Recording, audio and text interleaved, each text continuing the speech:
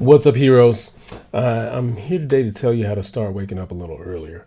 Now, now, trust me, I know if you're not a morning person, I get it. I was never a morning person too. About 5 years ago, 7 years ago, I made the full transition from a night owl to a morning person. I used to stay up to 2 a.m. even later, every single night, and now I wake up at around 4 a.m. And I'm here to tell you, one, that transition is possible. You're not forever indebted to your circadian rhythm. Like, it's not just set in stone. You can change it. And so in this 5-minute video, I want to share with you some tips or tricks that you can do to start adjusting your body clock so you can start waking up a little earlier. Now, this came from I was doing a presentation for this real estate office, and I'm there. I'm representing the morning hero, the morning heroes, I should say. And of course, the first thing I'm gonna say, if you want to be more productive, you want to take more charge of your life, the first thing you have to do is start waking up earlier. Now, everyone was bought into it, but then one lady raised her hand and says, "Jarvis, I know that already, but the problem is how." I've been trying to wake up early. I just don't think it's possible for me. I'm a forever a night owl. I don't think I can do it. And and so I recognize there are a lot of people out there who know that their life will be much better. They'll be more productive. They'll have more time. They'll be able to get more stuff done. They know that if they woke up earlier, there'll be a lot of all these benefits. The problem is, how do they actually do it? And so I'm gonna share with you 5 ways. 5 tips and tricks that you can start doing starting today that could help you harness the power of your mornings. So let's dive right in. The first one. The first thing you have to do is stop telling yourself that you can't do it. Stop telling yourself you're a night owl. Stop telling yourself you're not a morning person. The first thing you have to do is affirm it. And I learned this from the book, The Miracle Morning, where Hal Elrod writes this book on how your morning routine is everything. And how you start the day will determine how the rest of the day will go. So if you start the day, powerfully, actually, you know what? Yeah, I'm recording. If you start the day powerfully, you will have a more powerful day. So the first thing you want to do is affirm that, you know what? I am a morning person. And not only am I a morning person, I'm actually looking forward to getting up tomorrow at 5 in the morning. Now, I know this may sound woo-woo, but this actually worked. The first time I read this in the book, he says, tell yourself, psych yourself up. Tell yourself, I'm excited to wake up tomorrow at 5 in the morning so I can do my meditation, or so I can go to the gym, or so I can do my morning routine. Say, I'm excited to get up tomorrow at 5 in the morning. Now, something magical happens when you do that. You actually plant this seed of excitement in your subconscious, and essentially you set your internal alarm clock. So now your brain automatically wakes you up at that time. The first time I tried this, I said, you know what? I'm excited to wake up tomorrow at 5 in the morning so I can do my morning routine. I woke up at 4:57 a.m., 3 minutes before my alarm clock, and I've never used an alarm clock. That was 7 years ago. I haven't used one in 7 years. And so I challenge you to try this. Affirm your morning.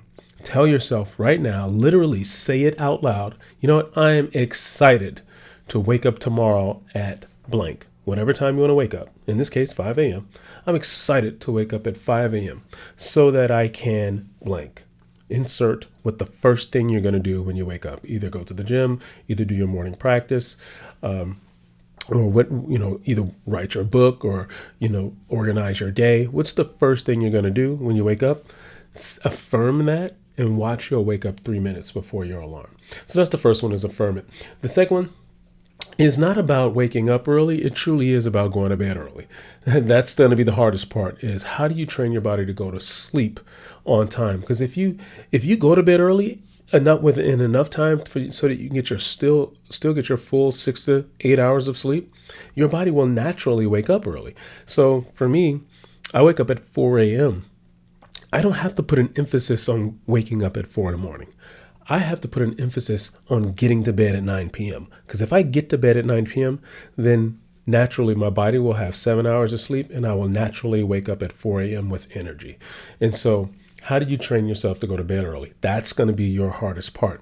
And the way you do that is we call the power down hour. Just like how you have to ramp up to get the day going, you have to actually ramp your brain down to kind of coast your brain to go to sleep, to turn off. Because just because you lay down at 9 p.m. or whatever time you need to go to bed, just because you lay down doesn't mean your brain is going to turn off immediately.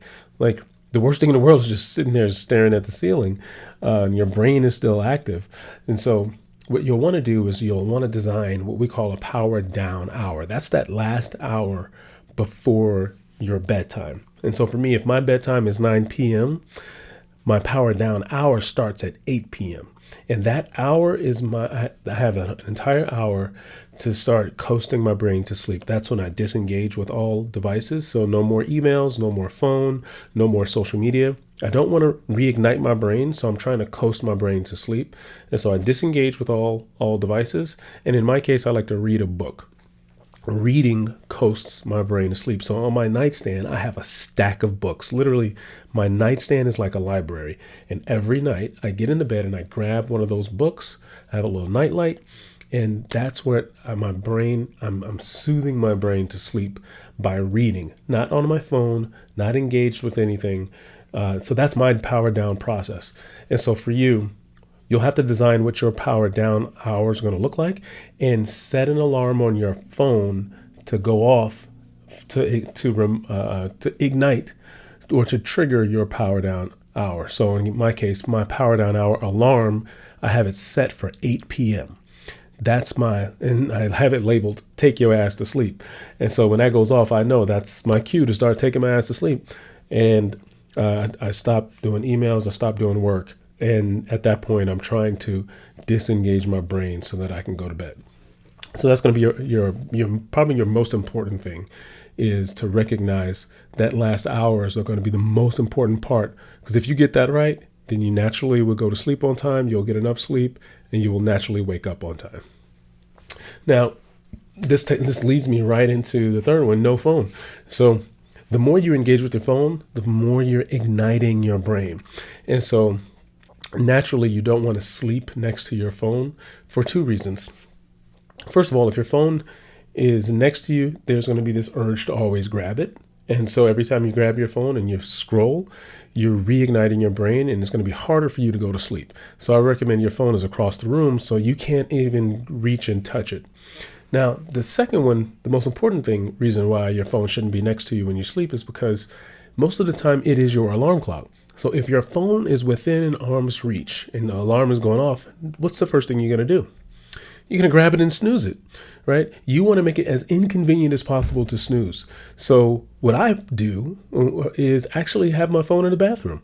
So I don't have to do this anymore. But when I first started trying to train my brain to get up at 5, I had to have my phone so far away from me that it forced me to get out of bed. And so I even put it in the bathroom. That way, when the alarm went off, and, my wife is in the bed, I have to get up and race to the bathroom because I don't want it to wake her up. And so I have to get up running to the bathroom to turn my alarm off. Now, once I'm in the bathroom, I'm staring at myself in the mirror. I got my toothbrush sitting right there. I might as well just go ahead and get after it, right? So sleep with your phone either across the room or, for bonus points, in another room. Your bathroom is a great way to, now you can't snooze it because it's so far away from you. So the fourth one, which is one that I kind of accidentally ran upon, is I called it eating light. So what I didn't recognize is what I had for dinner had a really serious impact on how I slept.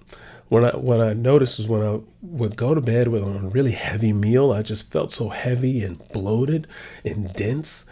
I really didn't get good sleep. I would be tossing and turning all night. I would have really weird dreams. I don't know if you've ever noticed that what you eat impacts your dreaming. And then I would wake up so groggy. I would wake up groggy and heavy and bloated and lazy, really just lethargic. And then I switched it up. I was on this quest to try to figure out my sleep. And I started having salads for dinner. I call it #salad for dinner. And here's what I noticed. When I went to bed after having a salad, I felt lighter. I got deeper quality sleep, and then I didn't wake up heavy and lethargic. I woke up lighter on my feet. So if you just make this small, simple switch, Make your heavier meals be earlier in the day. So your breakfast, your lunch, those are your big heavy meals. Let your last meal of the day be your lightest meal of the day. This will help you go to bed earlier. It'll help you get deeper sleep, and it'll help you wake up fresh and lighter on your feet. And this is the leads us into the fifth one. The fifth thing that you could do, quite simply, is the hardest part of this is being consistent. Some days you'll wake up and you'll do it. Some days you won't. Here's what I noticed about myself. I always got up on time when I had something I was getting up for. I'm a golfer, and there are days when if I want to go to play Torrey Pines is, this world infamous golf course in San Diego. And if you want to play Torrey Pines and you don't have a reservation, you have to get there really early so you can get your name on the list. And so we would have to actually be standing in line at 5:30 in the morning when they woke up. And so on the days that we wanted to go play Torrey Pines, I had no problem getting up at 4:30 and being out the door by 5 so we could be standing in line at 5:30 to get our name on the list just so we can play golf. And I'm thinking to myself, why is it so easy for me to get up on those days, but every other day I'm struggling? And here's the reason. It's because I had something I was getting up for. I had an appointment. I had a reason. I had something I had to report to first thing in the morning. And when I had to report to something, that was the motivation I needed. That was the accountability I needed that got me up and got me going, and that it locked in my morning. And so if you can find a morning appointment, something that's going to force you to get up, maybe not force you, but something that you have to report to, that's going to get you up and get your day started. And that's why we actually created these morning accountability groups here in the Morning Hero. We have groups that get together at 5 in the morning, and it is their morning appointment. It's the first thing of the day that ensures they get up. Is they have to report to it. We take score on how you did the previous day. Did you do your big actions that you committed to? And then we have time where everyone's sitting there. They're working through their hero journal to plan and organize their day. And then they highlight their biggest priorities that they're going to accomplish for the day. So in about a 30-minute call, they're up, they're going, they get their day started, and then they fire off. And typically they're so productive. And a lot of times they find that they get to around 1 o'clock in the afternoon and they've done everything on their list, right? And so now you have more free time. And that's the premise of these morning calls, is to, one, help give you something in the morning that you have to report to that's going to help you get up earlier with more momentum. In fact, I'll play a little snippet here that kind of talks a little bit about it. What's up, everyone? So you're right here in my kitchen. It's currently 6 in the morning, and I wanted to give you a quick sneak peek of what it's like to be a part of the Morning Hero program. Now, the whole premise of the program is to help you wake up early with a structured routine so you can get your day started and organized with momentum. The hardest part of that whole process is the whole waking up early thing. So to help you with this, we get a group together, and every morning you join a morning accountability call. Actually, I have some of my 6 a.m. group here right now. Say what's up, everybody. Yeah. So the whole premise of this is that every morning we jump on a call together, we get our day started bright and early with vibrant energy.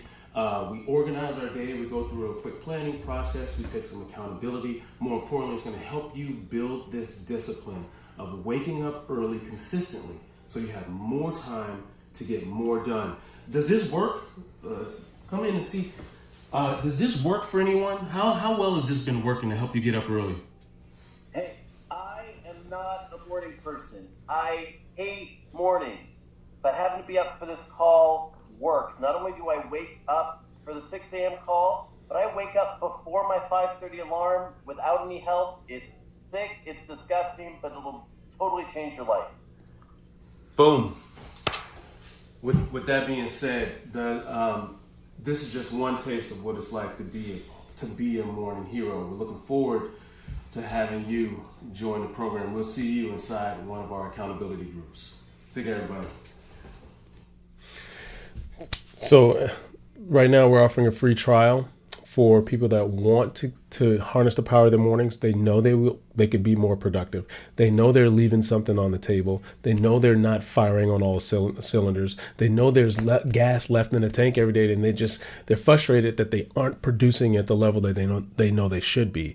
And this is the missing link. The missing link is them getting up earlier and getting a faster start to their day. If that's you, I want to invite you to try the Morning Accountability Group for free.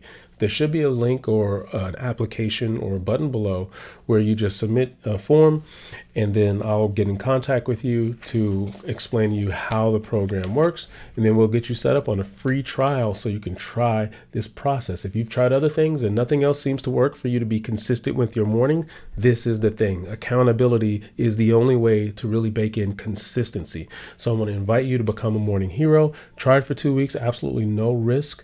And I'm looking forward to helping you live in your highest capacity. Let's go, hero. We got work to do. Click the link below and get your free trial.